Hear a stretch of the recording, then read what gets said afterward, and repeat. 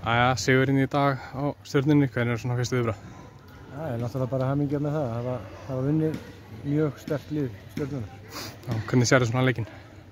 Bara svona baráttuleikur, mikið fram og aftur og þeir ná ágætt stjórnana slagið.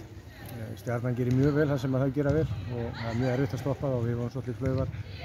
Svo bara það var þreyta komin í okkur í restina og það er komin tími á kærkomna pásu í næstu alla.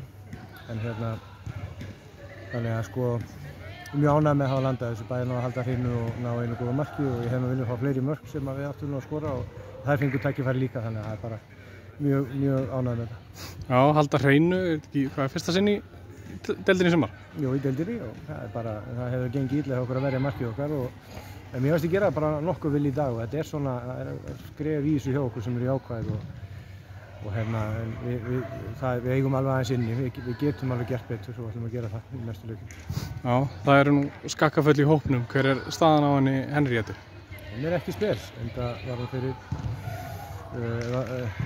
ljótið tekníku í síðasta leik og við reynum að vera jákvæð og bjartsýn og hún er það svo sannarlega sjálf, sterkur og mjög flottur karakter, þannig að við erum að stefna á að hún komi tilbaka í næsta leik sem er þetta 2 vikur, en við getum náttúrulega ekki sagt til það núna.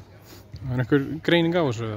Já, ég held að þetta er bara svakalega illa bólgið ennþá, þannig að það er ekki alveg komið kannski endalega niðurstaða, en ég held svona að alltaf stóra í þessu hafi nú sem betur fer sloppið. Já, svona stemningin fyrir næsta leik, tilfinningin? Já, nú bara tökum við pásunni fagnandi og þurfum aðeins að hlaða batterið. Leikmenn eru þreyttir eins og sást í dag, það var alveg þungt og þreytt lið sem var að sigla þessum sigri heim, sem er bara flott.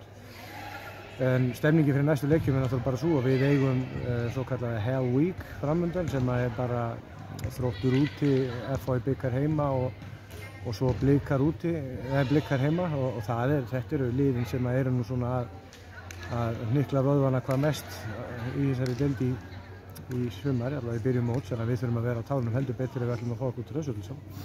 Takk fyrir.